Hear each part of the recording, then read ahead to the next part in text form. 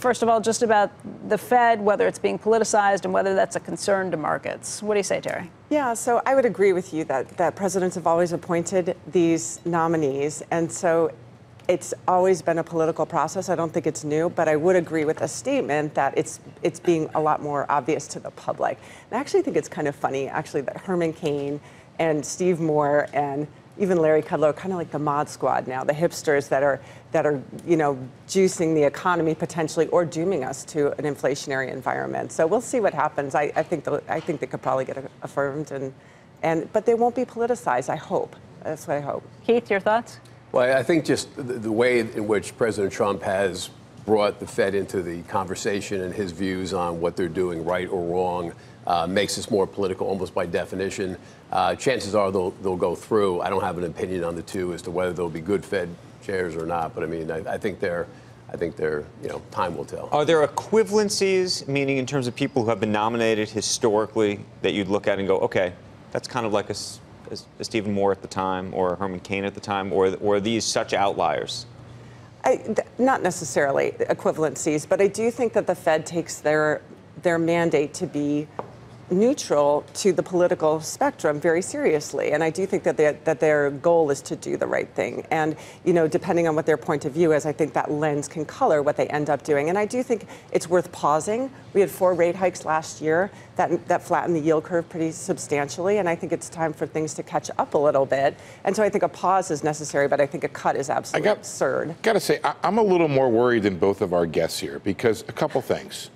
One is, I believe this introduces effectively third world volatility into the United States, where in the third world you worried about Fed chairmen being fired, you worry about them being overly influenced. Turkey, we just went through with them, and you saw what happened to the lira. So this idea, if you think about the idea of what happens when or if we were to have a recession, would it not be incumbent on the president at that point to fire the Fed chairman? Now, that's a separate question of should he be fired in that instance or not. But the idea that all of a sudden you have the public. Fed chairman couldn't be fired. You serve your term, and that's that. That's a question whether or not we're going to have that kind of. What would the president do if we had a recession at that point? He's already made clear that the Fed is essentially the fall guy. But I think we may be jumping ahead because it sounds to me like President Trump has basically said, "I'm stuck with you." Meaning he has said that. Also agreed that he can't fire the Fed chairman. He has said that, but you imagine like what he might do in the instance of a recession. I think it's fair to say that the president would consider that and would foist more blame on the Federal Reserve, and then all of a sudden it becomes an issue for Congress, right? And that's really where the danger is if Congress starts to get involved in the making of policy, it's Congress that grants the Fed's independence. Congress has been thinking about that since the last recession. They have been kind of looking back towards that. We'll see what happens, but I think that's a couple of steps removed from where we are right now. Well, that's what the whole issue is. It's not a near-term issue. I don't think there's any issue right now. It's down the road. What happens with the next president? You got a Democratic president in there?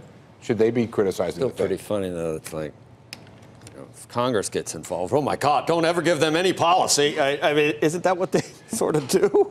I mean, they do everything else for us, right? I mean, it's just... Except Joe, that I understand that the Fed, in 1913. No, but you know what I mean. Because I don't actually, because in 1907, we went through a series of bank panics. Because we give these guys the ability to do everything else, which is scary enough. It's scary enough. It is scary enough. It is scary enough. I'm just joking, Steve. Wasn't Blinder pretty... I mean, I read his editorials, and he's about as far on the other side as you can possibly get. No doubt about it. And by the way, Janet Yellen, probably a liberal Democrat. I wasn't going to say anything because her husband... in economics. You can't... Janet says politics aren't necessarily anything like her husband, but her husband is a Nobel laureate that is like Stiglitz lefty almost, I think, isn't he? San Francisco Fed. Yes, yes. We don't talk about it a lot of times when they're from that side, but if they're from the other, it's like a lot of things. But the difference may just be the public. Crazy right-wingers. Well, but but they have an education. Unhinged. Educated. Wing nuts. Call them what you want to call them. If Educated. I could jump in, because I agree with you. I agree with you